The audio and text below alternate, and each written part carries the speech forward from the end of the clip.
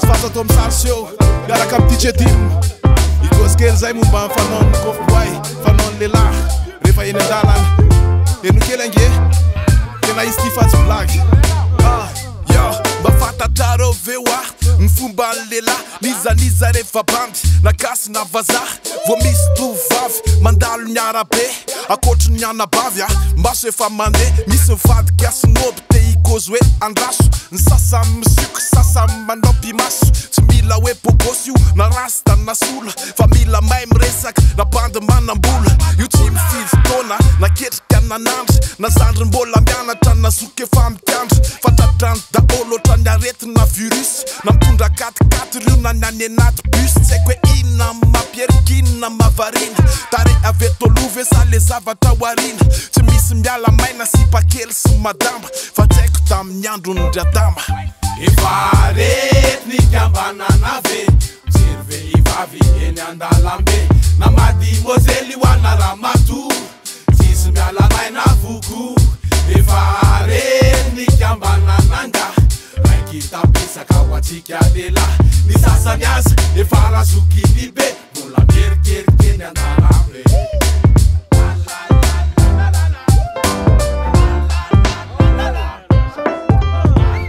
fa tena trop marina ty kofboy tena bandy kely na tena efa razoko mbe mbola tsy miala normal na natural kobola fa misy koa nge sipa sasany tena misetrasetra ry bandy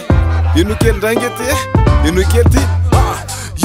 faloza konge ho andraindray nataonareo vehivavy manitona maso aizay nitserika ho azy manaitra amin'ny filana rehefa mba mandeha miodina eny amin'ny tanàna sy poatreny apotrobe tsy haiko ny andro na mafana za aloha de maty lolo ny sasany miseho fotra ny ray manontolo tsy teniteny foana lelavadiky impito fandraindray efa mila ho aseho atra amin'ny silipo de zay velo lamody sany andro mafana fa azo mena tsy izay maso adaladala raha sendra-mba voabanjinao karetsy longolongy fa maso mijery tsy mitondra mbody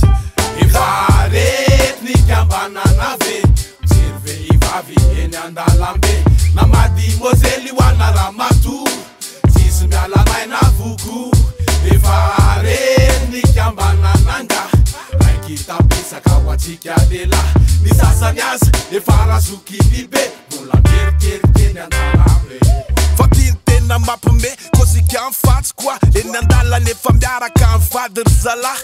body matro amy solomaso mainty be maso ao anatiny ao nefa mijery adikile de raha voatsy eo mivadiny de miantsy izay avy tafeny lehibe rahatramy tanany akavy de zay le fomba andelahy anao sy samy tsara hoe anizany tsiny am'le tantara